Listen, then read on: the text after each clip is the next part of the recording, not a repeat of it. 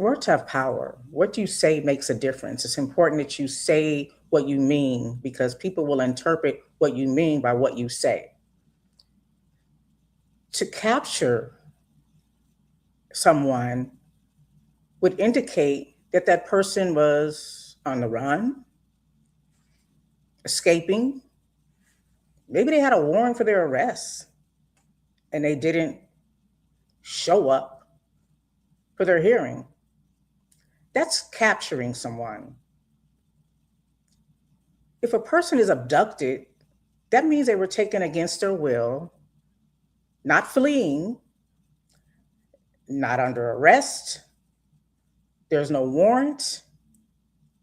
They were just unlawfully, unwillfully taken from wherever they may have been. There's a difference. So we're seeing this in the news media, supposedly reputable journalists using the term captured when there was an actual abduction. Again, it makes a difference. You know, I know that's no way to start a show, right? So I will do what I do. I will woosah. I will start over, and I'll be right back.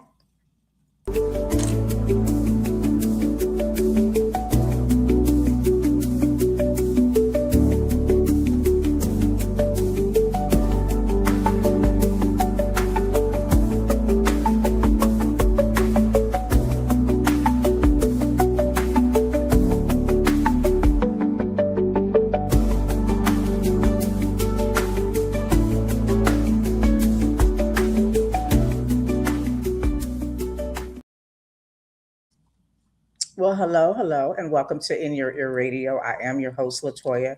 As always, it is a pleasure to be present with you on this fine Saturday. It's chilly outside, y'all. I'm going out there with my bowl after this show, okay? That's how chilly it is. So yeah, it's cold. I don't know. I think it's in the 50s. I think it's in the 50s. Let me just double check the weather. I try to stay out of that temperature because it's windy too, and the wind is not my friend, especially not right now. So I think it is 49 degrees here in Las Vegas. I don't know where you're at, but hopefully you're staying warm and well. But yeah, it's a little chilly out here. On the upside is, if I do pull up, I can put on my boots. You know what I'm saying? So that's what's up. That's what's up. So, thank you again. Your presence is my present. So for those of you who are on Facebook watching or in the YouTube chat, feel free to add to the conversation if you have anything you want to add to it. We got a lot to talk about today, y'all, because there's a lot going on in the world. As much as we need to woosah, we still at the same time have to, pay attention to what's happening. And that's just what it is. So, it is what it is. But happy birthday to anyone who's celebrating a birthday. Shout out to the Capricorns. I never looked into I guess the characteristics of a Capricorn. I'd have some of them pretty much down packed, like my favorites. But when it comes to Capricorns, I don't really know much about them, except that I have, family, that are Capricorns, and they're pretty cool people. So I guess that counts for something. So yeah, it counts for something, right? So happy birthday to all of you who are celebrating birthdays this week, this month, and sadly we've lost some good people as well coming into 2026, and that's unfortunate as well. And I just want to send my condolences to anyone who is grieving and mourning the loss of their loved ones. It's hard, and don't let anybody tell you that that there's an end to grief. From what I know and understand, grief is ongoing, different stages, different phases, but it is what it is. Shout out to GB, who's always first in the chat, who says that Afidi Shakur, yeah, we lost her. Is she a Capricorn? Yeah, one of the greats has gone on to be an ancestor and just left a great mark here in history. And that's what it's all about. At the end of the day, nobody knows the hour or the time, right? But that we put our footprints here, and hopefully it'll be a positive legacy we leave behind. So I think that's important. Oh, it's her birthday! All right, Asada Shakur, happy heavenly birthday. That's what's up. Wow, I didn't know that. I didn't look at birthdays today though. But yeah, shout out to Asada Shakur. Yeah, she's a Capricorn. So I guess I could just say this: Capricorns are strong-willed fighters. They are people who do not like injustice. They are for freedom, justice, and equality for the people. They're caregivers and they're loving, they're intelligent, they're fearless. So yeah, that's I just added that. So I'm sure that's part of the whole breakdown of a Capricorn. I'll probably look that up sometime during the show. Maybe, maybe not. But anyway, yeah, I just wanted to put that in. Yeah. Have y'all ever had Mormons knocking at your door? That song comes in my head.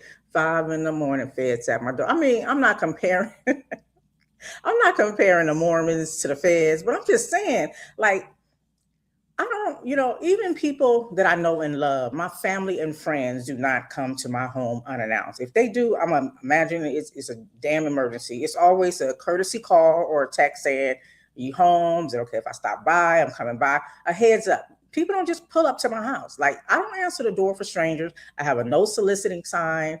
And I really don't like people to just pop up on me. You know what I'm saying? This ain't, back in the day where, how we did at our grandmama's house, right?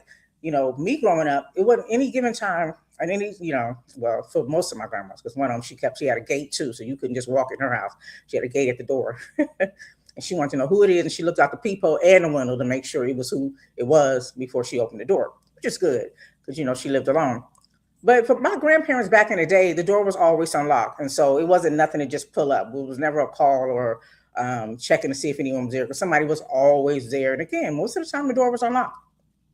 That ain't them times, and I ain't grandmama, okay? So they just periodically just pop up. There's been times I was pulling up into my driveway and they there with their bikes, looking to save a soul, I guess, in this house. I don't know, but we good, okay? We good. And but the thing is, the first time, I noticed them, also brought to their attention, asked them, do they know how to read? Because it specifically says no soliciting. And then they said that they had permission from someone, and I'm like, well, I'm letting you know that I would appreciate if you don't just pop up at this residence. So they've done it again after they've been told maybe 2 times now. And so listen, y'all, I pulled out on them like, what's my man Chauncey from Minister Society? He had on that white beater when the white boy pulled up in the middle of the day of the hood. You know what I'm saying? I pulled up on him like that this time. I opened the door. You know what I'm saying? I was scratching. I had on my little, I ain't having my white beater, but in my mind, I was Chauncey. And I was telling them like, yo, don't be coming to my house at 2 in the middle of the afternoon like that. What's wrong with you? You know what I'm saying? Something like that. It was something like that. And it made me think about even on Friday how Craig, how he dismissed I guess I don't know if they were Jehovah's Witnesses, but it was Aunt Esther and her, I guess her sister.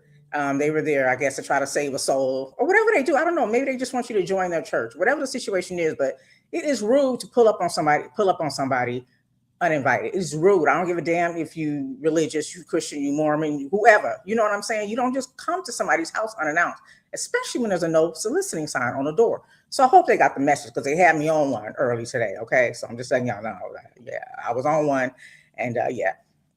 But anyway, I'm wondering if anybody else has ever had that situation. I don't know why. Yeah. They need to go on somewhere. They need to go somewhere. And if you think about even the whole Mormon setup, they don't even really have Black people. What is the percentage of Black people that join their denomination? You know what I'm saying? And why is that? There's a reason why we ain't a part of that. Do you? But don't be trying to get us in there on some get out type. Okay, I'm gonna just go ahead. I digress. Okay. What did you guys watch this week? I checked out Civil War for the 3rd time. I really enjoyed that movie. It is violent, and I forgot how violent it was because my mind was just stuck on the storyline. And the storyline is basically there's a civil war going on, and it's in the United States, and it's between the authoritarian federal government. It's led by a 3rd-term president. Okay.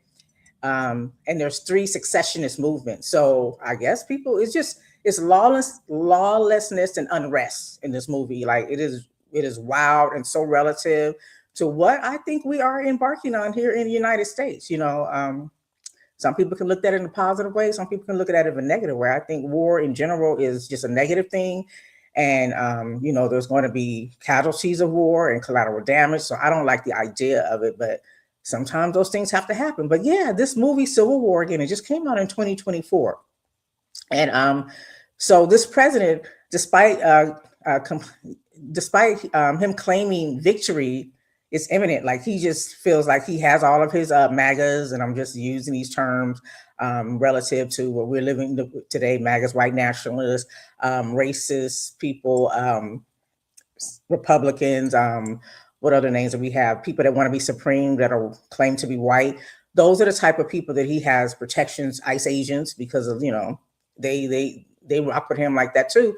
And I think those would be the type of people that are this president in this movie, a fictional movie, I might add, is under has protection by. But he is widely expected that in Washington, he's expected in Washington D.C. They're looking for him. I think they're trying to take this man out because again, he is unwilling. He's in his third term, and we know our democracy is just only 2 terms as a president. So okay. And so the Western forces, they call them the WF, not the Wrestlers World Federation, but the WF forces, they're in opposition against this president and they're coming for him. And they're led by way of Texas and California. Just something to marinate on. Just, you know what I'm saying? This is interesting. And they're headed to the front line, these journalists. So it's basically a story about journalists and how they go out and they cover the stories of war. So they're seeing it all and they kind of just stand back, similar to what we see on the streets, right? When we see a young lady just get gunned down by an ICE agent, when we saw Philando Castile with his knee on his neck, and you have bystanders with their cell phones. And any incident where there's a crime being committed or an incident happening, those people may not be affected physically or, civilly, but they're there to capture the story. So these journalists are doing the same thing. They go into the heat of the war, wherever the war is, and it's dangerous. And so it's very interesting and so relative to what's going on today. And so I had to go revisit it just to kind of get my mind back on that subject matter. Yeah, I had to get my mind back on that. And it was really something. And so between this movie and these Mormons, you know what I'm saying? I'm kind of feeling away. Shout out to GB who's in the chat. He said up until about 7 or 8 years ago, Mormons were taught that Black people were under the curse of Ham. Of Ham. I remember that story, which is misinterpreted, yet is in the Bible. So imagine how they perceive us. That's my whole point. That's how I look at these people. Like, you look at us a certain kind of way, but you keep pulling up over it. What do you want? You trying to I mean, it might sound funny, but I'm being serious. I feel like you're trying to sacrifice somebody over here. Like, what? Bye. Go save the souls of these weirdos that think, that hate people specifically because of their skin color, because of their greatness, because of their influence over a nation and over a world. Go over there and try to get them right, because we straight over here. We know and understand who God is, and we ain't dealing with that racism stuff and all of that stuff y'all got going on, for real. Yeah, so I'm feeling away. You know what I'm saying? And that's not to speak for every Mormon, but I think these white people are conditioned to think a certain way about Black people. So I'm always looking at them sideways. And there was even a saying that I forgot who said it. I think it was one of the great leaders. They said Sunday at noon is the most segregated time in America. So basically everybody's at church per se, but Black people are at their church, white people are at their church. That is the most segregated hour in our country. And that's on a Sunday afternoon. And it's true. And why is that? If we all love Jesus and we worship the same God and we believe, we're good do-gooders and whatnot, why aren't we coming together with our beliefs? Because our beliefs should be the same. The truth does not morph. It is what it is. It does not change. A lie can do all kind of stuff. You know what I'm saying? And you know how fast a lie can travel. While the truth is putting on the shoes, a lie is across the globe on the moon. You know what I'm saying? But so why is it segregated? Why is it so segregated? And, we can go into the history of that. We definitely know there's a lot associated with that, even during our time here under enslavement, where they even had a slave Bible. People use religion to condition people to think in a way that they want them to think, to make them feel comfortable with the things that they're doing that may not be moral. It may not be moral. And I don't trust people like that, especially you keep rolling up on your bike, y'all. Don't play with me. Look, y'all. Okay, but anyway, this movie, it took like 40 million to make. The budget was 50 million, and they grossed over 127 million globally. So it came up. I encourage you guys to watch it and get a takeaway from that. Oh, goodness. I also watched a Boy Scouts documentary, and I think it had been out. I can't remember exactly when it came out. I want to say it was last year. It could have been sooner, or even later than that. But I mean, the Boy Scouts has been around for 130 years. I still see the kids out there now. The Girl Scouts, they have the cookies. And I'm be telling you, I'll be hating when they be out there inside in front of the grocery store because I need to stay away from them caramel delights. I do, but it's hard to say no because they come out seasonally. So they like it's like you got to get them now. You got to get them caramel delights now. And the mint cookies and the Boy Scouts, I think they sell like popcorn and peanuts and things of that nature. But if you think about what the Boy Scouts is, um, it was just a way to kind of groom young boys to have survival skills, to be able to live on the land, to be able to hunt, to gather, teaching them critical thinking skills, independence, and things of that nature. All things good, right? And so a lot of parents, along with the Girl Scouts, we entrusted our kids, some of us entrusted our kids to these people. So where they went on camp, summer camp, where you dropped your kid off to a trusting adult and you didn't see them for however long they were gone and come back.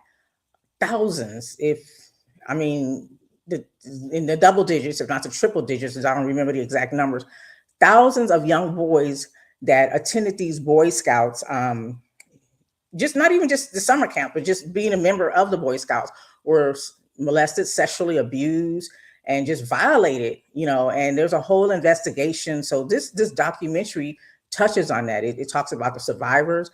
There was one black man on there from Chicago who talks about it. He came from a two-parent home because a lot of times we think, oh, it's a single mom trying to find a dad for the, or something like that. But no, he came from a two-parent home. And again, his family, I guess, thought that was a good thing. They had the luxury of putting him in the Boy Scouts. I wonder, does it cost? I think it does, because I imagine we probably would have been in there. I know that the uniforms and things cost because I was a Brownie for a short time, very short time. And yeah, you have to pay for certain things.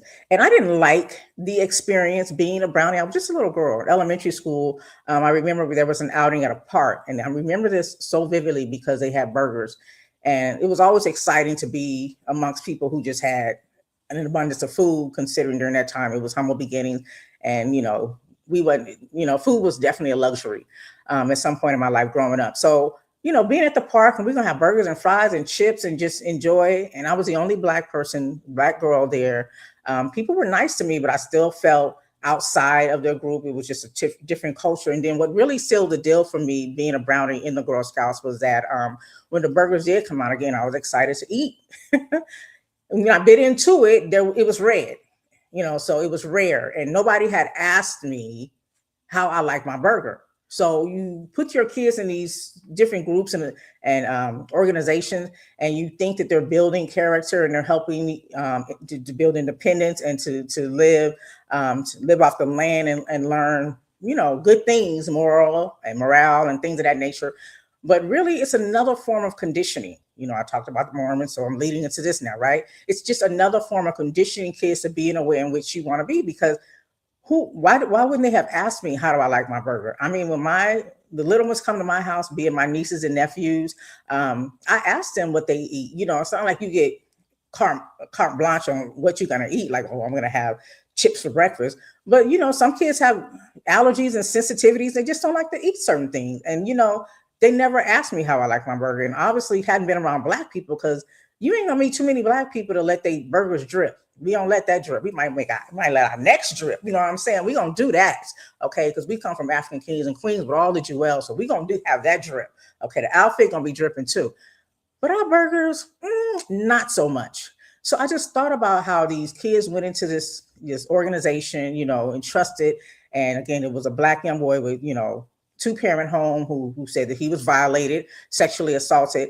And the stories, a lot of these men, they're adults now. They're in their 30s and 40s and even older. And when they're telling the story, you can see the vacancy in their eyes. You can see the hurt. You can see that they'll never get past it, no matter how much therapy they have, no matter how much life experience they have, and understanding that they did nothing wrong. That violation is on them forever. They have to live with that forever, that they were violated, and to learn that a lot of this stuff was covered up by those in leadership in the Boy Scouts. And to this day, many haven't been held accountable. Shout out to Icarice. I see you on the Facebook. Thank you for joining the chat. I appreciate you. So, imagine that. Imagine being violated, your violators not even being held accountable. And regardless of whether they're held accountable or not, these boys at the time turned into men will have to live with this for the rest of their lives, and I could just see the hurt and agony. And that's why I say, you hear these stories with these women predominantly, but there's men too that come out 20 years after they've been sexually assaulted. And you hear people say, why they wait so long. First of all, I would imagine this is extremely painful to even articulate this publicly to anyone, because some of these people didn't even tell their parents at all. I mean, one, his parent went to his deathbed not knowing what happened to his son. You know, a father not knowing that his son was violated, a mother not knowing that her son was violated, and then some told later. Because they're grappling with this. And if you listen to the story, you understand that they're struggling to even articulate and verbalize this, because they're really trying to bury it, which they're unsuccessful with doing, because that just lives with them. But when you hear these stories about people coming out 20 years later or longer, talking about being violated, and then you hear people who obviously I would assume have not been victimized say things like, why they wait so long. You don't know their story. You don't know why it took them so long to come up with that courage. You know what I'm saying? To come out, and just listening to these kids kind of just reminded me of that. And I just want to reiterate to people who find it easy to judge people who talk about things that happened to them in the past, to talk about it whenever they choose to. There's no timeline on that. There's no timeline on grief, and grief comes in different forms. People don't just die and then you have grief. People grieve from having a divorce. People grieve from losing limbs. People grieve from their just a traumatic change, a life-changing event in their life. That will be the cause for grief. And so if you haven't seen the Boy Scouts documentary, it's called Scout Honors or Secret Files of the Boy Scouts of America. It's on Netflix. Another crazy thing about the story is they were suppressing information. So people were building up investigations, and they created a file. I think the file was called, they had a file, what was it called? But they had a particular file that they had for, perversion files. And the powers that be, when you asked them, have you read the files? They would say no. And we're saying, why didn't you read them? He was like, because we don't think that there was anything bad done. There were no violations. So why would we read it? Well, if you read it, you might think otherwise, right? I mean, they would just blatantly say that. Like, we didn't read it because we didn't think this was an issue. I just gave you a fucking file. What do you mean? Read it and find out. This is the world we live in right now too. So it is what it is. And so, yeah, they had the perversion files, and then it reminded me of these Epstein files. Like I said, I don't really care, except that, yeah, I think people do need to be exposed and then held accountable. But other than that, I don't have any faith in this judicial system here in the United States. So, geez. So then what their turnaround was to exclude gay people from leadership roles. So now they're saying, oh, since we did find there was pedophilia happening, sexual assault, sexual abuse, we say gay people are the violators. So we're not hiring any gay people to be in leadership roles.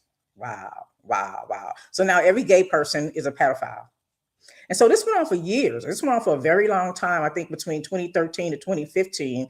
And then I guess they, woke up, on the right side of the bed or something, and decided, okay, gays can come back. And the term used was openly gay. So imagine those people who went in there and just denied being gay, as people will do in order to move forward in their life. Because who wants to be accused of being a pedophile because you're gay?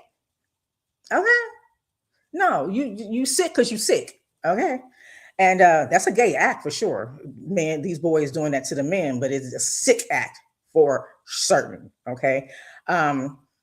But yeah, so the churches, the Mormon church, disassociated themselves with the Boy Scouts after they decided to bring gay leadership back into the organization. Okay. So they were good when, they excluded the gays, but brought them back. The Roman Catholic Church did the same. And since then, the Mormon church, I think, has come back around, and because they sponsor these things, right? They put money into these things, so they sponsor it. So the Mormon church has come back around. The Roman Catholic Church is still mum, or they don't have nothing to say. So I don't think they're contributing monetarily to the Boy Scouts. But it's just interesting to me, because you think about this. It's just weird to me. It's really, really weird to me how people who are in high places have a level of protection, and they're looked at as if they can do no wrong. Like if you think about policing, the people coming out here just You can kill a man or woman or child outright. You have a license to kill, and people expect that. And then the first thing they do is find something wrong with the person who's dead. Like, well, they didn't comply, or they're just that and the other. You think about the Roman Catholic Church with all of the molestation going on there, no different from what the Boy Scouts organization did. Covered it up, did not care about those victims, those people who will live their entire lives, become adult men and have spouses and children, and still well up at the thought of telling the story of being violated by these nasty, trifling, sick pedophiles.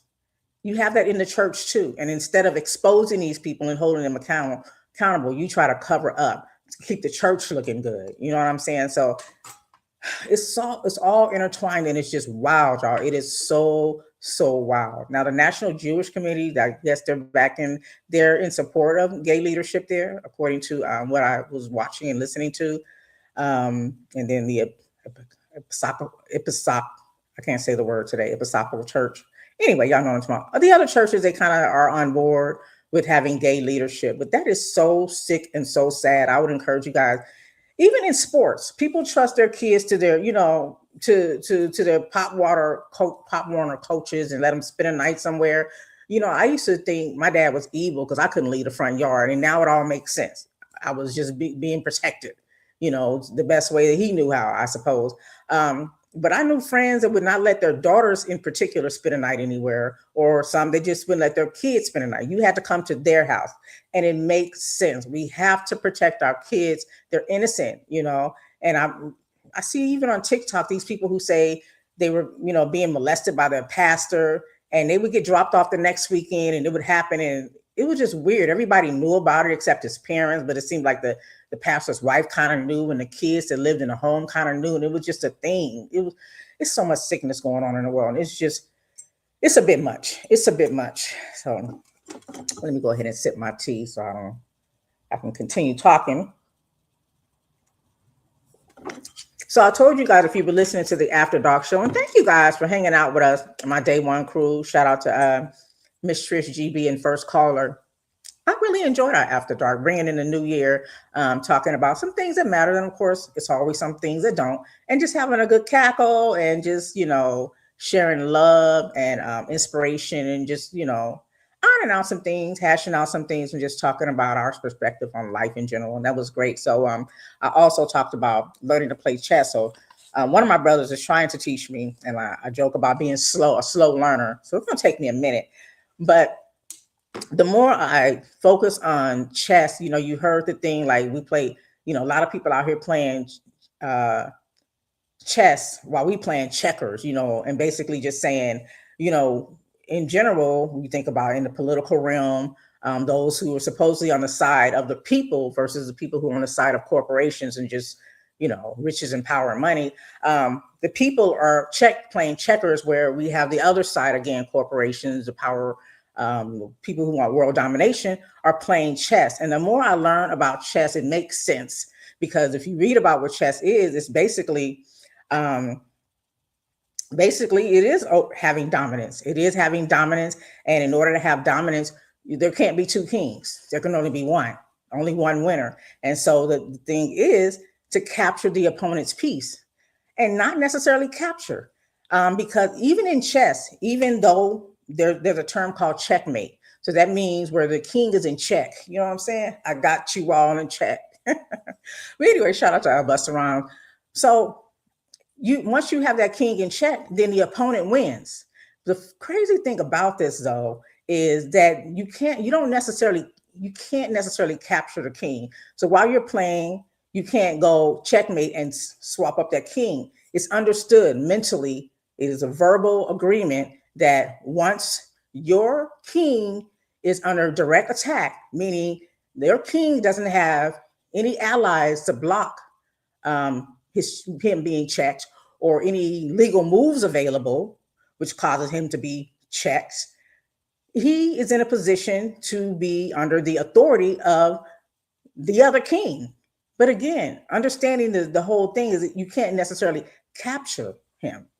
And when I think about that more and more, it goes back to my opening, that when they talk about this Venezuelan president, and all you hear these journalists, people that's making the big money say, oh, he was captured, he was captured, he was captured. And I'm thinking, yeah, was he running? Like, was he running and they tripped him up? They got one of them little traps on him, or I didn't hear anything about him fleeing or on the run or there being a warrant for his arrest. Just accusations is what I heard. I knew they had a file on him, but so he wasn't really captured, was he? I think that maybe the right term would be abducted. And I think words make a difference, but I just think it's so interesting when I think about chess and the king that even though once you have checkmate, you still cannot capture him. And why is that? Because the king is never on the run. He's strategically moving about the board. He's living his life, and he has his allies and his soldiers there to help protect him to make it to where he's trying to get to. So if you come across him, you can say, ha, ha, I got you all in check, but you ain't capturing him because no, he ain't running, bro. He ain't running. That's all I'm saying.com. Y'all can tweet that. So I thought that was interesting. So maybe, I think the way I learn is a storyline. So I have to put a story to these characters in the chess game. That's just how I work it out. I have to work it out in my head on how this game goes, and then I can come up with a strategy, and then I can be strategic. And I think it's really going to build my muscle memory and just my whole strategy perspective on just life in general, whether it be money, relationship, family, this political realm, all of that. Shout out to Simone. Happy birthday, Capricorn. I know it's your birthday, right? Thank you so much for joining me in the chat. I really appreciate you. And I hope you're enjoying your day and staying well out there, fam. So chess and capture versus abduction. And you can't capture the king in the chess game. You can check him. You can say, I got you. Yeah, my gun bigger than yours. But that's it. Yes. Okay, all right. Yeah. I love you too, Miss Simone. Thank you so much. So, that talking about that, just what's happening right now with this Nicolas Maduro, right? This was the Venezuelan president from 2013 up until now, 2025, when he was abducted, stolen, taken unlawfully. Mind y'all, it's illegal. What bothers me so much is I think those who read and you just have a understanding of right and wrong and laws, can agree that yes, based on the Constitution, based on the world, I don't know what the term is off the top of my head, but based on what the agreement is amongst the world, what happened to this man was a violation of his human rights. I'm not arguing what type of person he is. I'm not arguing if the Venezuelans are happy that he's gone. I'm not arguing that at all. I'm arguing the fact that he was taken, abducted unlawfully, and world leaders agree. However, nothing is being done about it.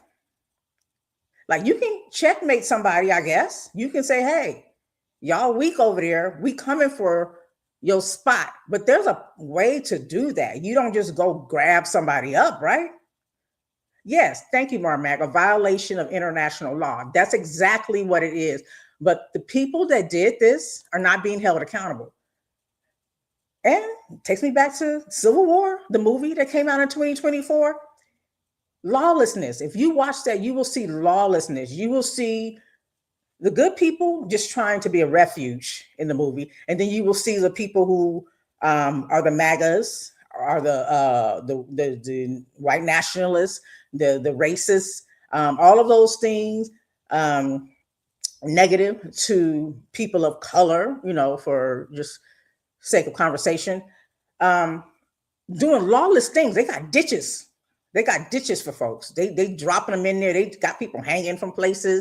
And people the same color, because as y'all learning, it's not about race. They only use race to control how people who don't want to read and understand what's really happening, to manipulate people, basically, to control those who are wanting to be controlled. You know what I'm saying? But it's not about race. If we talk about the young lady, 37-year-old mother of 3, who was shot in the face and her life taken because she was protesting, which is lawful. What's unlawful is snatching somebody up What's unlawful is shooting somebody. What's unlawful shooting somebody without due process. What's unlawful is standing in front of a moving vehicle as a police officer, ICE agent, or of that nature. Okay, you're not the judge or the jury, but here we are in this case again. So you have Nicolas Maduro, who was abducted, and and everybody's saying it's a violation of international law, and nobody has held the person who sent for him accountable. And I don't understand that. If he can go and do that, what is stopping other people from doing that? What is stopping people from just handcuffing him and let everybody else figure out if it's right or wrong? If that's where we're at, if we're at this lawless state, which we see it is, our democracy is not respected. This man is doing what he chooses to do without the consent of the Congress. Usually when you go to war, you kind of present this information to the House, and then they vote on if this is something that should happen.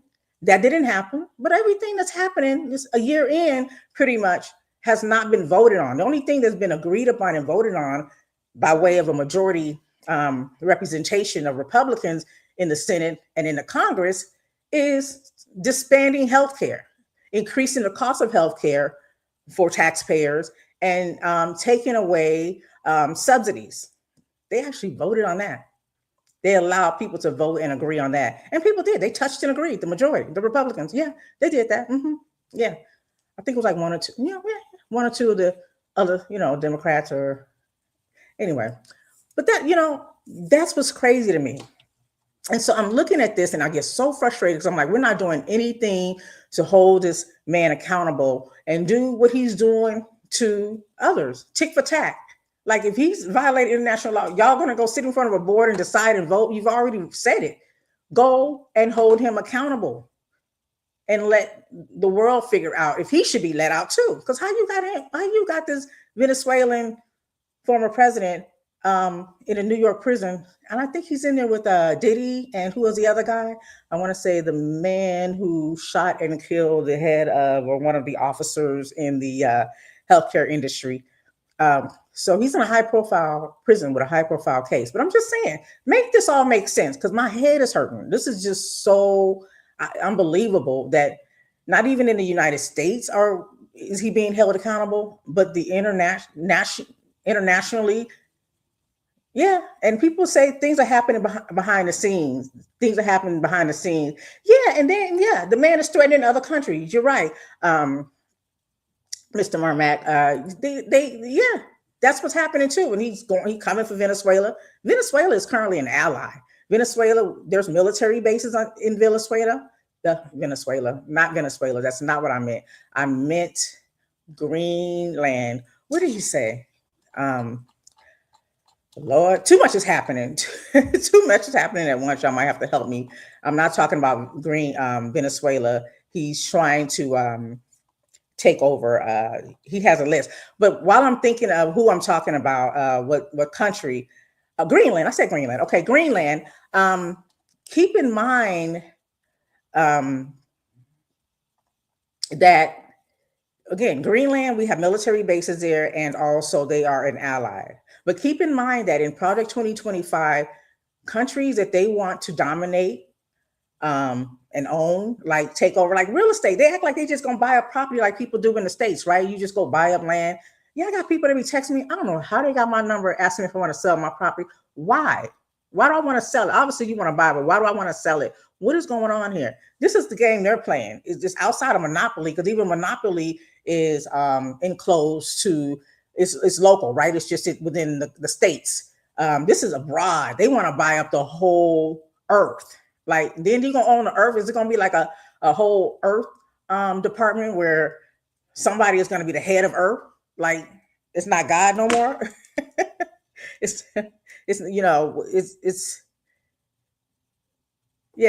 not God no more. The earth doesn't belong to God. I just don't. Yeah, I'm so overwhelmed with everything that's happening, and then it's all just becoming like mush, like everything that's happening. But yeah, so you have him wanting to take Greenland. You have him, again, this is in Project 2025. All of these countries that he's already violated are in Project 2025. So this was all written. And remember, this man told y'all that he didn't know anything about Project 2025. Then he tried to use his distraction and deferred us to Project 2027. Remember that? So the thing is, right now we have initially it was for drugs, right? Venezuela was bringing in all these drugs to the United States, which we know the mass majority of drugs are coming from places like Mexico, by way of China with the fentanyl, not from Venezuela. Okay. But there is some other stuff going on in Venezuela. And I think it's important to have that conversation because people need to be woke to what's happening. And I say that respectfully because when we're having these conversations, we need to at least know what's really happening. So, for example, when you think about the fact that maybe the gas prices are going down here in the United States, y'all don't say it's because we got the oil in Venezuela, because we do not have the oil in Venezuela. That oil is where it's at, and it is not being shipped or transported. Okay. Um, but you're going to hear people say that now. Now that the gas prices are down, they're going to say, oh, y'all's president is a reason why our gas prices are lower. I think a good question to ask these people who even believe that is that ask them, is that enough to change your mind about who he is? And would you vote for him to be a third term? Does that change your mind? I mean, does a $1,500 check change your mind? Does the fact that the gas prices are down? This country, the United States, does not have possession of that oil. And then think about this. There's a whole process. From my understanding, this whole oil thing, Venezuela doesn't have the best oil. So there's a whole machinery and equipment specific to the refinery of this oil before it can even be used. So how long does that take? So even let's just be hypothetical, kicks and giggles, and say, yeah, we got it right now, and that's why it's cheaper. Gas is cheaper. Only at Roberto's on Wednesday is gas cheaper. I told y'all this on After Dark. So if it's cheaper now, then that means that they done all the refinery and they moved it and it's accessible. It's not. So don't make that a talking point. But I want to play a clip to a person who's kind of breaking down what's really happening. Because again, this president said that he was trying to get rid of the drug, but as soon as this man was abducted, he and his wife, I guess he's a former president, but kind of still the president. Like, I don't, words matter again. But Nicolas Maduro, technically, somebody's sitting in for him, which would be the vice president. But so I don't want to even call him the former president yet because he hasn't had due process. We just know that he was abducted and brought here to the United States. But I want to play this clip that kind of explains what's happening. Because again, once this president abducted this man, the next thing that came out of his mouth is, we're taking over the country and we want the oil. What happened to the drugs? Now, mind you, he is here. He was abducted and he is being charged here in the United States, New York court. He is being charged with drug trafficking. That is the thing. It don't have anything to do with oil, but that president of Venezuela is being charged with drug trafficking. Okay, so he's they said it's a narco. So it's a terrorism conspiracy of cocaine importation conspiracy. Cocaine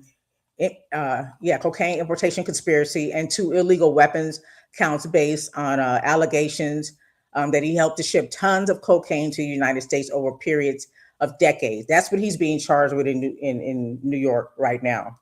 But again, as soon as he was abducted, the president started talking about the oil. So let me get this clip in where this lady explains what exactly she believes is happening right now. So let me just play this for you. And you guys let me know what you think. Learn about Venezuela, I'm getting the board. Whoever said teaching wasn't physical. All right, people want to know about what's going on between the United States and Venezuela, but in order to understand what's going on today, you need to understand what has gone on before. That's why history is so important, guys. Come on. Venezuela and the U.S. I decided to do this chronologically because I feel like doing history metaphorically difficult. Number 1, 98. Pre-1998, Venezuela had a huge oil supply, actually, biggest in the world, and the biggest stakeholder was a U.S. company called Exxon. Why is this important? Because of their huge oil supply in Venezuela, Exxon took it over. So the vast amount of profit, the percentage of profit, went to the U.S. And Venezuela as a country got next to nothing. And because of this, their economy started to fail. And as their economy started to fail, guess what? A dictator waiting in the wings wanted to jump in and save themselves from God knows who. Oh, from the United States. How do I get stake in oil companies is taking over the entire world? Number 2, 1998. That's not right. I hate it when I can't write numbers properly. Hugo Chavez was a democratically elected president of Venezuela. Now, once he got in, again, I say democratically, he started to push towards authoritarianism, and he started reducing the checks and balances of the democratic system. Side point, does that remind you of anybody else? He also started to rewrite the Constitution to solidify his dictatorial power. Parallels are really uncanny. 2002, a woman named Maria Machado, ignore how I said that, but keep that name locked in your head because she's going to be important later, created an organization called SUMAT in order to overthrow the Chavez government. Psst, who do you think was funding her operation? You guessed it. George W. Bush, President of the United States at the time, was funding her through the National Endowment of Democracy. You know what? People just make up names to mean anything nowadays. So through this National Endowment for Democracy, the United States funded Machado in order to overthrow Chavez. And when it didn't work, Bush said, "Not my problem, I didn't know anything about it." And she was eliminated from all political life going forward. And then, in 2002, Bush was a very busy guy. Number 4, in 2007, Chavez, reinvigorated with power and an authoritarian regime, decides to nationalize Venezuelan oil. Ruh-roh. That meant that Venezuela took all of Exxon's money, all their oil, and all their access to oil, and shifted the lion's share of profits back to Venezuela and left Exxon, well, not a lot of money. P.S. Exxon then sued and won $1.4 billion in a claim. But what kind of international police force are we going to get for Venezuela to be forced to pay Exxon? None. After that huge shift of economic power, Venezuelan oil dropped from 3 million barrels a day way down to 700,000 barrels a day due to corruption and, let's be honest, informal sanctions put on them by the United States because they just stole a bunch of their money from corporations. Stole might be a U.S. word, considering the oil was on Venezuelan land and considered a Venezuelan resource, but who's counting? The U.S. really does imperialism out of 10, don't they? Ooh, new chalk. Number 5, a guy named Madero, used to be the VP of Chavez, takes over, and he starts building an even stronger authoritarian government. And I'm going to pause it right there because there's about maybe a couple minutes more of it, and I do want to share all of it. I wish I could have edited because it gets down to what the bottom line is. And again, I'll play more of it so that everybody can get an understanding of the United States. Of where we are. I'm playing this at the same time. But the point in the end is that this is about the U.S. dollar. Okay, this is about the U.S. dollar.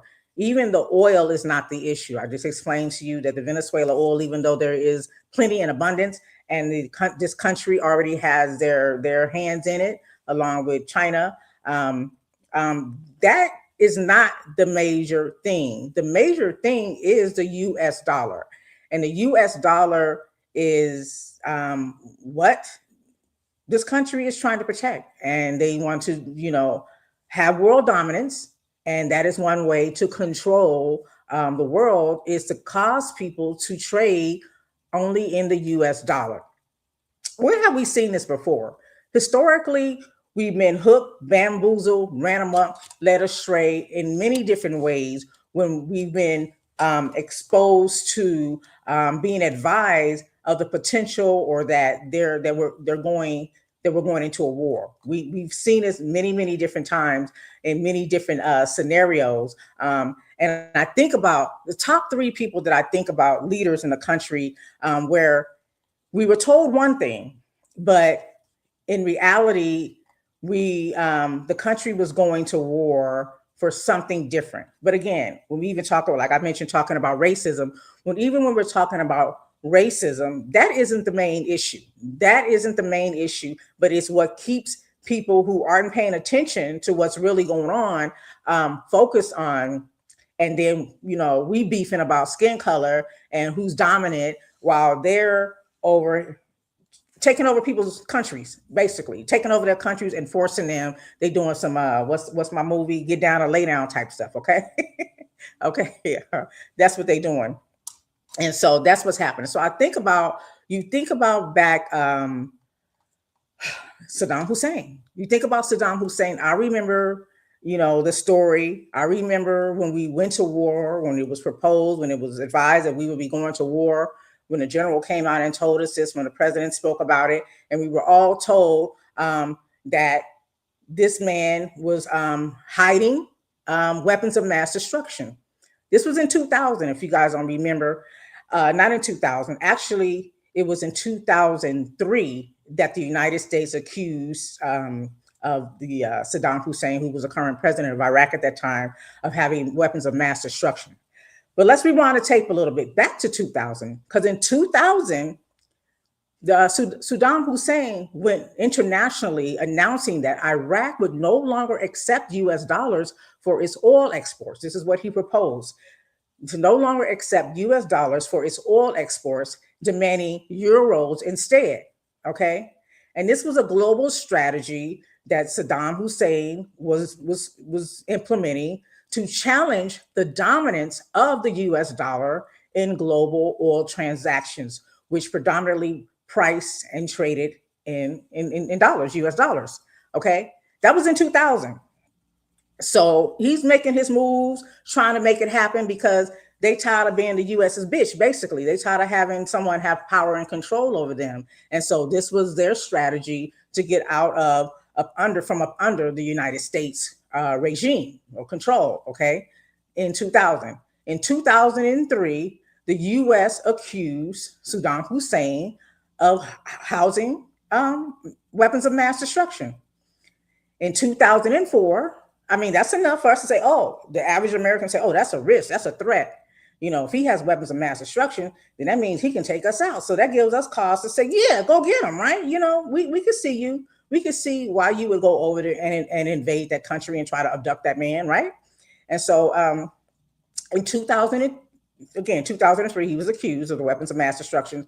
In 2004, he was actually captured. Those are the words used if you read anywhere, captured. I'll say abducted because I don't know if there was an actual warrant. Even though there was a process, I can't really recall if there was actually a term that said to turn him in. Well, no, they were saying he needed to get rid of the weapons, but he was saying he didn't have the weapons, okay? So anyway, so they said captured. He was captured in 2004, and this is just a timeline. And then after this, after he was captured, the head of Iraq Survey Group, that's the ISG, announced to the U.S. Senate Armed Services Committee that they found no weapons. After their investigation, they found no weapons of mass destruction, okay? And that was the conclusion. But before, he was not let go. They wasn't like, my bad, you know what I'm saying, okay? They came up with something else. So in 2004, they said, hey, we don't see any weapons of mass destruction here. In 2005, the U.S. accused him of crimes against humanity. So they went from, oh, he's hiding weapons of mass destruction. It comes out that there are no weapons of mass destruction. Y'all already got him in captivity. And so, okay, well, whatever. But anyway, I know he did some dirt over there. Remind you of some of the things that go on here in this country, even though you're on a lower level scale. When we think about entertainers, I'll use Diddy for an example. You got Cosby. I mean, people who actually do dirt and they got their whole card basically, right? So yeah, we good with you, but don't do nothing because we got your whole card. Martin Luther King, we know you be sleeping around on your wife. You know what I'm saying? So they know this man was doing some stuff that the world globally would not agree with, crimes against humanity. So yeah, so 2003, he's captured. 2004, they say there's no weapons. 2005, they find another crime. So now there's crimes against humanity.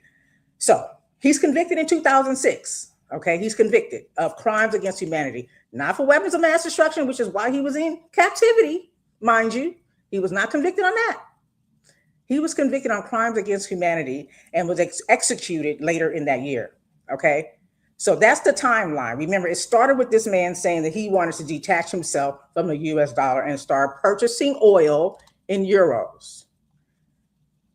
Okay, what about Gaddafi? Okay, we know he was the president of Libya from 1969 to 2011. He wanted to use gold instead. He attempted to weaken the US dollar dominance in Libya by proposing the establishment of gold-backed currency known as the gold dinar. And he did that to create independent currency for African nations. So they wanted to be away from the stronghold of United States dominance as well. So he did that to create an independence for African nations, allowing them to trade without relying on the US dollar. That's what was proposed in 2011 by Gaddafi. So that's what he was working on, getting from up under the United States dollar and power and control. In 2011, guess what he was accused of? Crimes against humanity. So you found something on him too. I even think there's so many stories to talk about. What was his name? Oh my gosh, he doesn't. He was accused. I hate when I can't think of a name, but he was a Haitian man who came here to, was he Jamaican or Haitian? Anyways, he came here to America and tried to liberate us. And with all of that, he tried to come up with the Black Star trade, but in the end, he was actually accused of mail fraud, separate from what he was doing, but again, trying to weaken the U.S. dollar. When I think of the name, I think of it's Black Man. It doesn't come to me yet. But again, 2011, right after this man, Gaddafi says that he wants to trade in gold and come up under the stronghold of the U.S. Dollar. He's convicted or accused of crimes against humanity. Okay, and it was swift because in that year he was killed by the NTC. Okay, so he was taken out by National Transitional Council and was criticized, which the countries, the national, what do we say this name is again, Marmac? They said that the NTC violated the international law, but again they killed him shortly thereafter. He tried to detach himself from the U.S. dollar. Okay, and to have independence. Again, that's how it started. They accused him of crimes against humanity. He might have been doing some dirt. I don't know. Depends on who you ask. There may be some truth to it, but they took him out. That's two people dead after they tried to get up under the stronghold of the U.S. dollar. Okay, and then there was also who else was it? Okay, we have Maduro, who they're accusing him of weakening the U.S. dollar with the drug trade. So I don't know, but you guys, it's that's what we need to focus on. What's really happening. It's important to understand that this isn't about patriotism.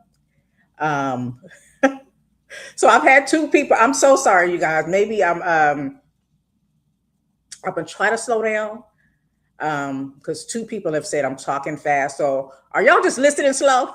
I'm just playing. I'm just playing. But so let me try to slow down. I'm kind of still with this cold, so I'm kind of trying to get ahead of a cough.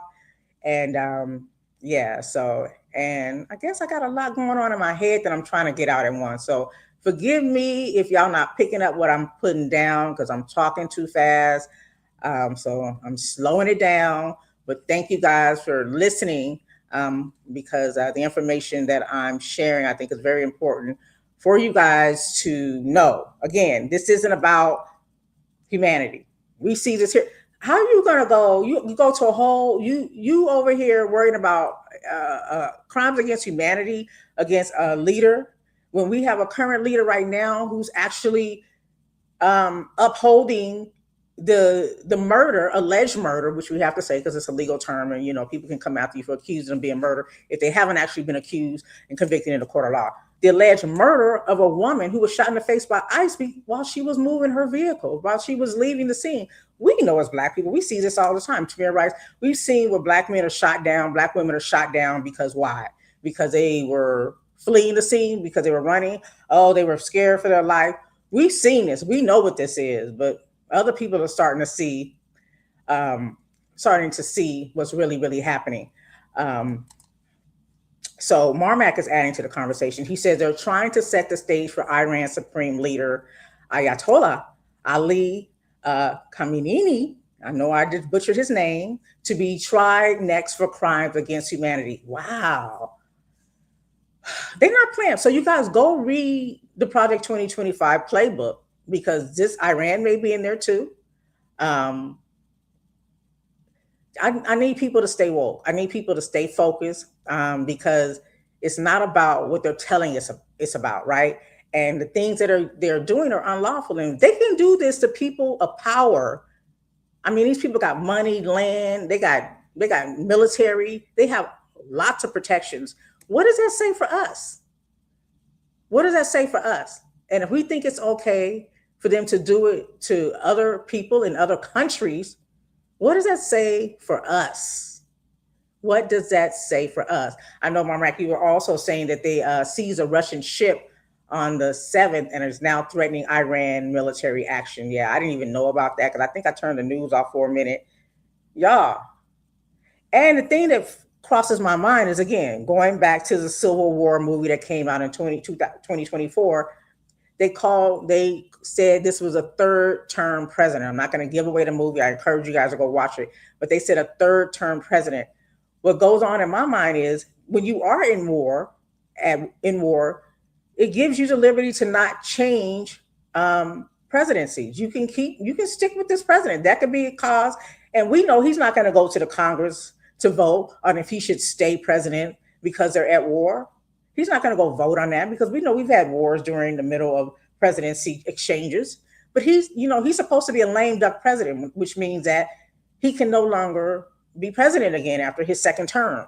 But if he is in the middle of a war, and he's starting many of them at once, calling himself the peace president, even though he renamed in his mind the Department of Defense, the Department of War, like it's a lot. It's a lot. So I'm talking fast because I'm trying to get so much out, and it's just not my fault that it's all over the place. It is all over the place. It is definitely all over the place. And just to drill y'all back in is just to ask you to focus on the reality is that this is not about protecting the United States, the people. This is not about patriotism. This is not about people trying to have domination over us citizens. This is about certain people in roles of leadership, authority, and power trying to have world dominance. Remember George Bush, the senior? New World Order. Y'all remember he always said New World Order, New World Order. This has been going on for a long time. These people want to own Earth. They want to own Earth and everybody in it. Imagine that. Do you think people are going to allow that to happen? Do you think they're going to allow that to happen? On the flip side of that, there is a conversation that somebody sent me, that somebody was mentioning, again, Maduro being abducted, and people are saying captured, and that you know I was listening to Anna Navarro, for example. She's on The View, and she applauded Maduro being abducted. She said that he's an awful man, he's a dictator, and she said what she's waiting on, since this is about crimes of humanity, that those political prisoners that he has, incarcerated in Venezuela be released. And so she finds a silver lining in the lawlessness, even though she's dogged out number 47 previously. She's finding a silver lining and saying, in this case, because he's a bad man, this is fine. Yeah, it's good that he was abducted and will be held accountable and been removed from leadership. Again, it's not about what that person has done, like their crimes against humanity. It's the fact that he broke the law and brought this man to the United States, and what that means for us. As Dr. Martin Luther King said, injustice to any man is a justice to all. And I'm paraphrasing. But if you can do that to them, you can do that to us. And for those who had glee in their eyes, I always go back to the young lady who I did a show when I was in California in their home, and it was Trump signs up and down the street. And people were just so happy, including her, a Mexican American who had immigrant parents from Mexico, was so happy that number 47 was a president again. The number 45 had become number 47, and she said, "Yeah, I want him to get rid of the bad immigrants." Yeah, that sounds good, doesn't it? That's how he got you distracted by saying he's going to get rid of the bad people. Y'all remember Barack Obama was called a deporter in chief. He was already doing that, and while he was getting rid of people who were considered bad, having criminal records, he was also making it um, easy for people who were born here by way of illegal immigration to stay here. And it was called DACA, right? So they weren't being forced to leave. So now under this new regime, now you were voting to you were looking over there, wagging your finger at what you call criminals and the bad people. And now everybody is suspect, which is what we were trying to tell folks. This is what they're telling you to get you on board to vote. But that's not what it's about. Everybody can get this smoke, and everybody's going to get this smoke. And when you start caring about other people, whether it happens to you or not, then you can prevent a lot of the stuff that's happening by just knowing that you wouldn't want that to happen to you, and you don't want them to be in a position to where they can take away your rights. If they can do that to them, they can do it to you. Whoever you think, because your white skin is going to protect you. Mrs. Good, rest in peace.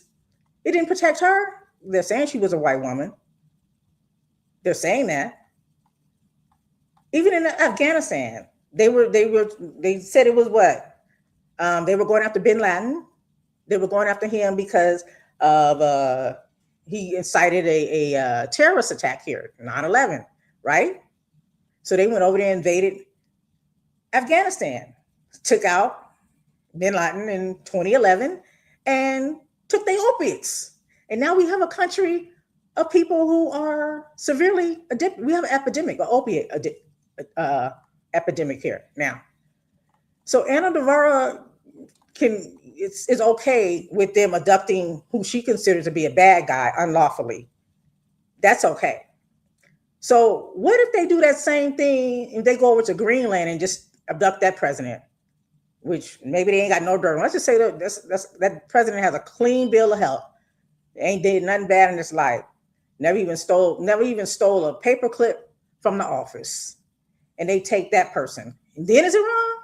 Like, there's no gray area here. The reality is those laws are in place to protect everybody, and so that there is a due process. And in this case, it's not. There was no due process. But this clip that I want to play is just giving a different perspective. You guys let me know what you think. Because again, you have people who are supportive of what's happening because they consider this person to be a dictator. But again, we are not going to deviate from the fact that this is unlawful. This was unlawful. It is. And this is another perspective. So let me know what you guys think about this perspective. I thought it was kind of it was interesting, but I want to see what you guys think. So please let me know what your take is before we get into the ICE story of the killing of a young mother. Just want to know what you guys think about this. If I can find the clip that I'm looking for, and I just got to look in the right place. So yeah, so I got it here. So this is what this white man is saying about the abduction of the president of Venezuela. I think evacuated, not kidnapped. I got to be honest with you. I think evacuated, not kidnapped. His wife came with him. He's wishing people Happy New Year as he's walking through the jail. He's posing with thumbs up with the DEA. I think bro got evacuated for a deal. I think this is way more fucked up than we think it is. I think evacuated, not kidnapped. So what do y'all think? Do y'all think that this was a behind the scenes set up to make it look like this? Like Is the president of Venezuela in on this? Did he accept this position? Because again, he wasn't running, so he wasn't captured. They didn't catch him up. They went to his house. I don't know all of this is true that she was allowed to pack, you know, change of clothes, 5 day change of clothes. The wife, um, I don't know if it's true that he waved and wished everybody a happy new year, but I do know that he was uh, abducted from his home, allegedly, reportedly. And so this guy is saying, no, he was just evacuated. And it was basically a willful thing. And again, clouding our perceptions, telling us whatever they want to tell us, and hoping we chew on it and swallow it. What do y'all think? Do y'all think that this is a conspiracy? Do y'all think this is a conspiracy to hand over Venezuela, to change regimes, and they did it in a way that looked like they were being Captain Save-A-Ho? I don't know. I just think it's interesting. There's been a lot of news, as you guys, know, it's been a lot of news about the tragic killing of a white Minnesota mother, Nicole Good, 37 years old, was shot. I know you guys have seen that video. It's very traumatizing, traumatic to watch. And anybody with good sense can see that that was not right. There was no cause for that woman to be shot at 3 times. There was no cause for that, right? And so I'm struggling with it because it's not new to me. We, in the Black community, we're used to this, but it's just so frustrating because you have a president who is not even allowing the courts, not even allowing due process, not even allowing people with legal degrees to analyze the information. And, usually you see the press conference where the police say, we're investigating and we'll, we need to review this and we won't make an assumption. This president just comes out and says that these people are obviously professional protesters, aggravators, agitators, and the vice president. They all are supportive of ICE, and they think this is okay. They don't think that these people did anything wrong by shooting somebody in the face and killing them. Give me a break. Shout out to Jamar, who's in the chat, who said he's not mad at the theory, as he read it's possible that it was an inside job. And again, we're talking about the Venezuela president not being captured, not being abducted, but maybe being evacuated. Maybe they're in cahoots, him in the United States. They got some deal going on and we're just not privy to it. And they're going to tell us what they want us to believe, right? So he says, yeah. So he read it's possible that it was an inside job, which is why America was met with little resistance. Yeah, because my thought was that he just got sold out. If you think about anybody in a leadership role, he just got sold out. And my question is, why isn't that happening over here? Y'all know what I'm trying to say, right? Y'all know what I'm saying. Why ain't people selling out the location of certain people over here and abducting them or capturing them? Because this particular person that I'm talking about actually does have a criminal history, should be in jail, has accusations, has convictions, is still doing unlawful things as we speak. Yeah. It's crazy. So it could be an inside job and just other ways to keep us distracted, because again, they're going to keep telling us to look over here, look over here, look over here, look over here. And while we're doing that, they're doing the most. They're doing the most to destroy anything that would allow us to maintain any level of freedom, any level of independence, because they want world dominance and control over Earth. Again, it goes back to my point. At some point, is there going to be a Earth department? Like, you have people who are heads of state and there's a governor and there's people that run a state or a country and a city. Is it going to be somebody who runs Earth? Is that what they're trying to do? Just run Earth?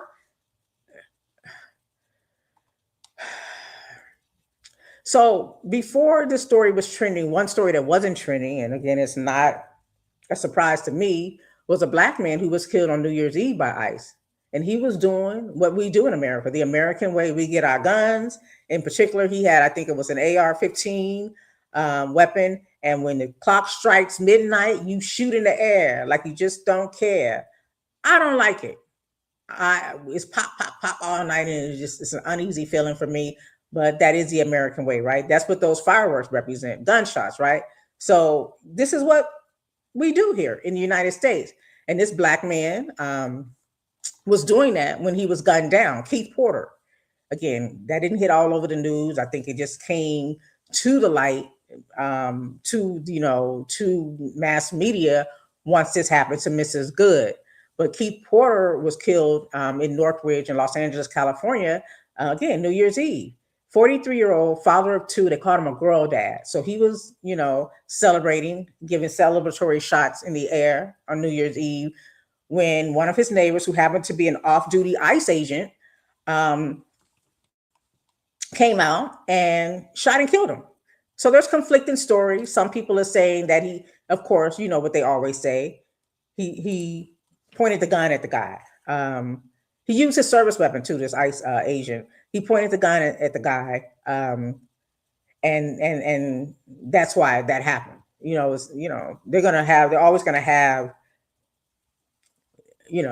I fear for my life. They're gonna have something to try to protect them from just taking a black man out, taking anybody out. They just have a taste for blood, and they found a way to get away with it. Just join the police department, just join ICE. And we'll give you the talking points to get you off. So Keith Porter, lost his life New Year's Eve. And so the ICE agent is not being held accountable. And Department of Homeland Security stated that the agent bravely responded to an active shooter situation and exchanged gunfire with Porter. Exchanged gunfire? So you're saying he shot at him now? There was no reports of him shooting at anybody. The shooting happened before the ICE agent came out. Okay. And again, this is an off-duty ICE agent. Keith Porter is an American citizen. And so it's out of control, y'all. It is really, really out of control. The community is, of course, calling for independent investigation into the shooting. And what's going to happen if who's going to hold these people accountable? And hopefully there'll be state charges. We don't even want federal charges, because if they are convicted and held accountable, y'all's president's going to turn right back around and pardon them. So hopefully it doesn't come down to a federal charge. Charge them at the state level so that somebody cannot pardon him. These people, if they're held accountable, that's just wishful thinking. Crazy. This is so insane. And what's really, really insane, just thinking about, again, if you guys watch this video of the Minnesota woman who lost her life, and hearing a vice president and a president say that this was lawful, that they were defending their life, it's just heartbreaking. And Minnesota, I mean, George Floyd was killed by police in Minnesota. Reportedly, this was just maybe a mile away from where this young lady, Mrs. Good, was killed. And in 2020, George Floyd, the police officer, thankfully he was held accountable, right? He's still locked up, and thankfully there's state charges, Chauvin. Thankfully there's state charges, so where the president wouldn't pardon him, because he definitely would do that. That. But yeah, this is in Minnesota where George Floyd lost his life, again, down the street from where this lady lost her life. And then, if you guys don't remember, Philando Castile in 2016 was killed by police. And this was also in Minneapolis, Minnesota. So they trigger happy. They're real trigger happy out there in Minnesota, y'all. They real trigger happy out there. And this man, I wish he would go somewhere. I don't know what kind of money makes a person just go out and say anything. We got the Candace Owens of the world. We had the Diamond and Silks of the world. We had even Stacey Dash. We had the one girl with the tattoo on her forehead, Amber Rose. We have people in positions of power also that have been, just coming out saying anything about these incidents without any facts, without any truth, and making it seem like these victims are the reason why they're dead. Like, I don't understand this. I mean, I'm listening to Stephen A. Smith, who now he converted from being a sportscaster, so now he's talking about politics, not knowing what the hell he's talking about. But this is his takeaway from this woman losing her life in Minnesota after protesting. And mind you, you guys seen the video. I don't, but mind you, she was leaving. It just amazes me. It really does. But this is what this dude Stephen A. Smith, a black man, had to say about this incident. From a legal perspective, don't expect this ICE officer to be prosecuted. I'm telling you right now. She was in the car, Renee Nicole Good, 37 years of age, protesting, blocking off the streets. ICE wanted her to move. An officer got in front of the car. Another officer got to the side of the car, and then she tried to take off. And in their eyes, the Christy Nomes of the world, for the Department of Homeland Security, from a legal perspective, other folks on the right are saying, oh, they consider it an act of domestic terrorism because she tried to run over an ICE officer. It's not going to be prosecuted. My point is, let's not focus on that for a second, okay? She was wrong to drive off. She should not have done that. Should have got out of her car to prove that she was not going to be any harm, or she should have asked the officer, I'm pulling over, could you move out the way, please? Other folks. She was wrong for driving off. God forbid that would have been your daughter driving off, Stephen A. Smith. I'm just so over it. Like, I don't even know. I mean, how much money can you make? Don't you have enough money? This is what you do. You just want to trend and have high ratings on the BS. It's really overwhelming, y'all. It's really overwhelming to think about. Again, these are all incidents in Minnesota. Police officers, at the hands of police officer, Mrs. Good, just a few days ago. You had George Floyd in Minnesota. You also had Philando Castile. I remember that case with Philando Castile. I remember watching that video and him telling him, because they were constantly pulling this man over. They were constantly pulling him over. And so he was prepared. He knew what to say and what to do. And so immediately he let them know that I have a weapon, I have a license to carry, and it's in the glove compartment. And he did all the proper protocol with his girlfriend and a 4-year-old in the backseat. And this police officer supposedly still felt he was, his life was at risk, and shot and killed him in front of his family. And got off. He got off. And so this is I want to play this clip of his mother's response during that time when this police officer was not found guilty of killing Philando Castile. This is what she had to say when that verdict came out. As anyone else's life by trying to pull a gun on an officer and the gun was not fire ready. These are some of the facts that came out in the trial, and I am so very, very, very, very, very, very, very disappointed in the system here in the state of Minnesota, because nowhere in the world do you die from being honest and telling the truth. Now, these are some things that you need to know and recognize. There has always been a systemic problem in the state of Minnesota, and me thinking with my common sense that we would get justice in this case, but nevertheless, it never seems to fail us. The system continues to fail Black people, and they will continue to fail you all.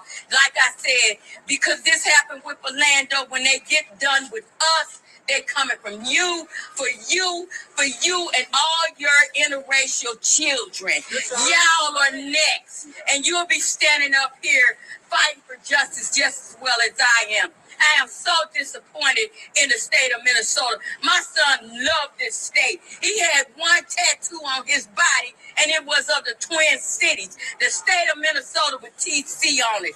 My son loved this city, and this city killed my son, and the murderer gets away. Are you kidding me right now? We're not evolving as a civilization. We're devolving. We have taken steps forward. People have died for us to have these rights, and now we're devolving. We're going back down to 1969.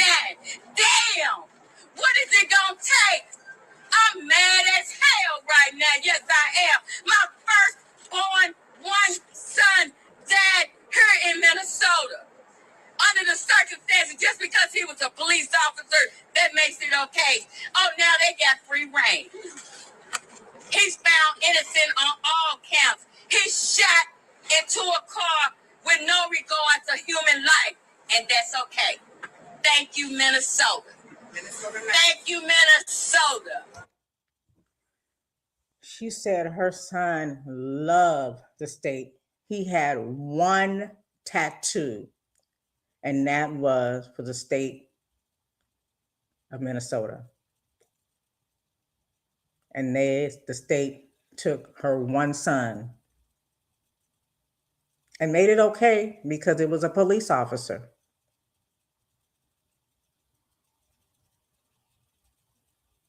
It's a lot. It's a lot. You guys that think that it can't happen to you, it's happening to all of us, which is what we were trying to warn people of.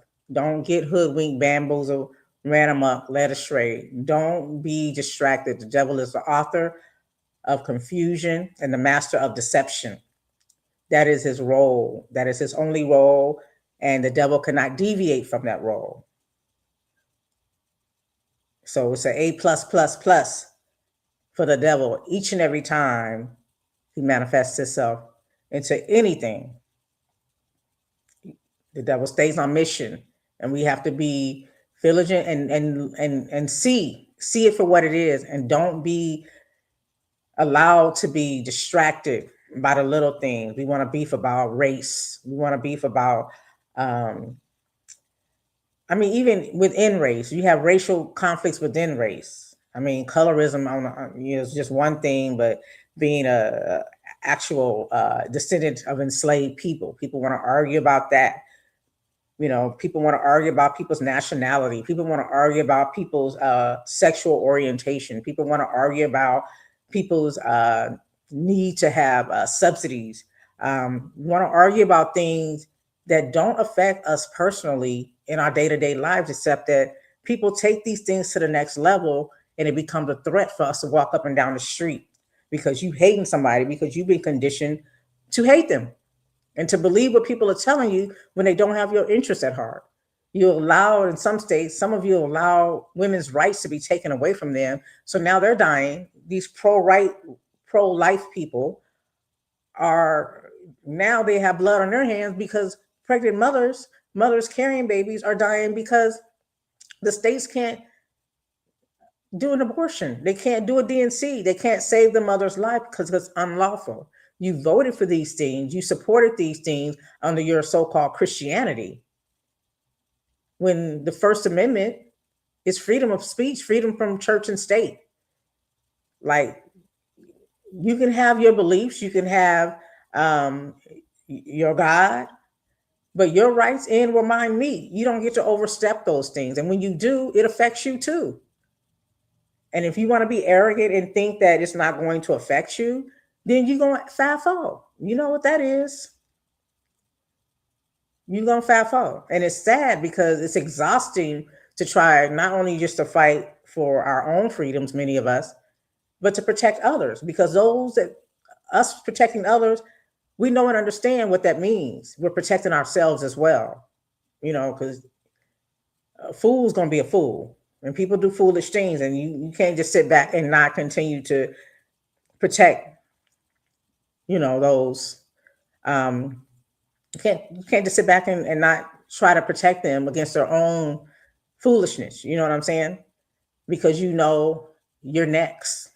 If they could do it to them, they'll do it to you. Lucine's member, if you guys don't know, Jane Eugene, she's been in Kentucky. She's been incarcerated in the Kentucky Correctional Facility since April of 2025, awaiting deportation. If you guys don't know, remember Lucine's? You got me hanging on strings. You can't stop the rain. One of my favorite groups, Lucine. I kind of compare them to SOS Band. Sometimes I even get them mixed up music wise because they're so similar. But yeah, I don't remember exactly where she's from, but she had been in the United States since the late 1990s and was apprehended while traveling in Canada. And so, again, she's been locked up since April in Kentucky, awaiting possible deportation. She said, reportedly, it's saying that she did try to apply for a green card at least 3 times and was denied due to her visa overstay. So basically, she's being, kept incarcerated because her visa has expired. So she's not Mexican and she's not a criminal. For those who voted against Mexicans and criminals, she's neither nor. She's none of those. Overstaying your visa is a civil issue. It's a civil issue. Before I close out, I need to mention, because I didn't mention on our After Dark, but I got to big up my people, my family, the late great Mr. Tyrone Thompson, who we lost too soon. He was our assemblyman, and I was looking forward to him going on to do even greater things for the community here in Las Vegas and in the state of Nevada as a whole. But while he was here, he left his footprint. He did good for not. He didn't have a criminal background. He didn't have a felony, but he went and used his education and his will and his purpose to protect others, and he did so by being one of the key proponents of the ban the box. So ban the box, if you guys don't know, it's an effort to remove the barriers for felons who are looking for work. So his efforts aim to eliminate the question about felony convictions from job applications, allowing employers to meet applicants in person and discuss their qualifications. His advocacy was instrumental in the passage of the Assembly Bill 384, which prohibits state and local government employers from asking job applicants about criminal past until an initial job offer is made. This law went into effect in January 1st of 2018, and it requires public employers to consider qualified applicants with criminal backgrounds. Tyrone Thompson's legacy continues through his work on education and homelessness issues, as well as his efforts to end employment discrimination against individuals with criminal records. And I'm reading from an excerpt from when this bill did pass back in 2018 from the Las Vegas Review Journal. But we know now that there is a middle elementary school named for him here in Las Vegas. It's called Tyrone Thompson. Yes, so a lot of his efforts did, take effect. And by way of him just living out his purpose and thinking about other people, things that may not have directly affected him, but did affect other people and could have affected him. You just never know. You never know if he might, God forbid, end up homeless, God forbid, end up with a felony, or have issues in education or whatever it may be. So you try to get ahead of these things, or at least correct them when there's an issue. So this is important. So for those of you in Nevada, that box isn't on there. You know how Cube said, "Have you ever been convicted of a felony?"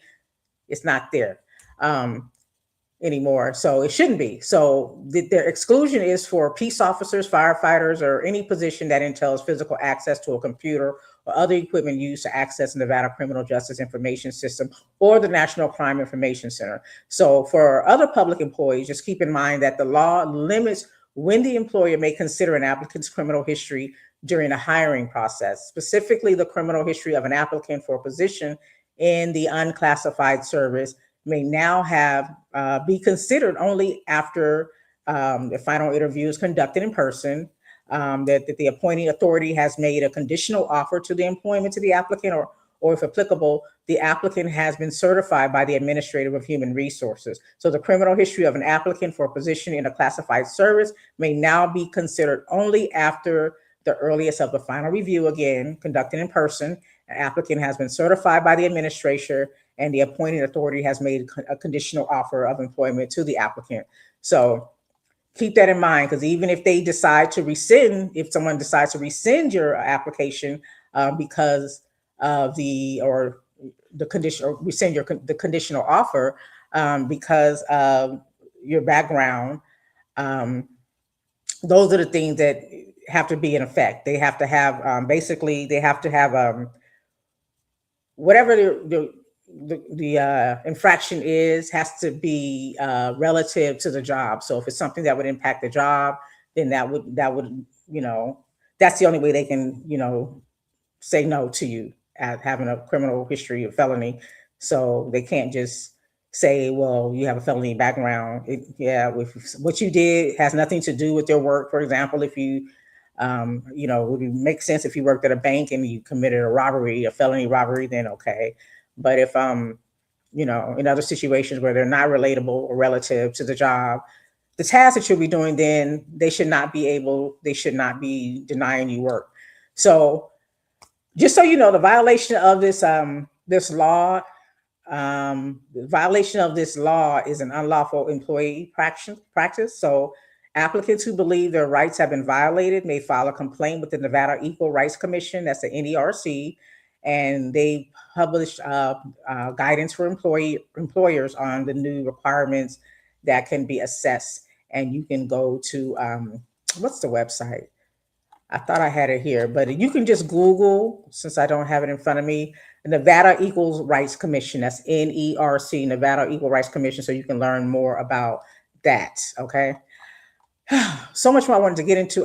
Did I have another clip I wanted to play? I just want to make sure before I get up out of here. Yeah, I think we did most of it.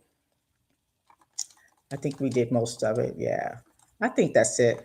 I want to talk about a year after the fires in California. We'll get on that next week since I didn't have a chance to talk about it this week. As fast as I was talking, I still couldn't get it in. Ain't that crazy? Anyways, I encourage you guys to just read more and learn more about what's really happening in this world, and don't allow people to just tell you anything, because they don't have our best interest at heart at all. We can't even trust the media anymore. Go and read for yourself. If somebody's telling you something, go do the research and find out for yourself what's really, really going on. One of the things I just want to leave you guys with as we embark on the new year, a lot of people say new year, new me, but if you're just looking to bring about change, I heard something very interesting. I was listening to the Loree Daniel Favor show, and she was quoting a woman who gave a blueprint on how to, successfully do whatever it is you're trying to do. Lose weight, find a job, open a business, be a better person in general, whatever it is. And she gave these three key points. Ask yourself, what do you want? So that's the first focus on anything that you're trying to do. Ask yourself, what is it that you want? So if you're thinking about losing weight, I'll use it as an example because that's one thing that's always at the top of my list. And so I asked myself, what do I want? I want to lose weight. So then, okay. And then the next question you ask yourself is, why do you want it? So why do I want to lose weight? Because I want to look good in my clothes and I want to be healthy. Okay. And how are you going to do it? And so I asked myself, well, how am I going to do it? And so then you can come up with a strategy. So when you're just trying to, complete a goal, just outline it, just write it out so you can have an understanding and a perspective on what you're doing. What do you want? Why do you want it?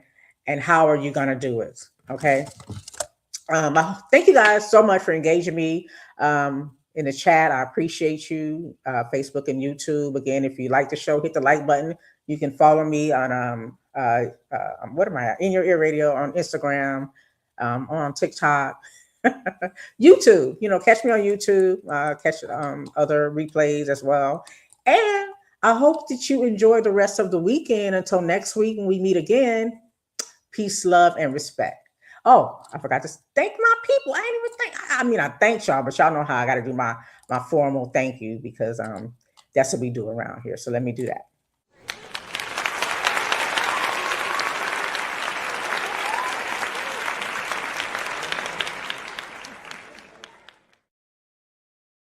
Okay, that's it. Enjoy the rest of your day. Talk to you later.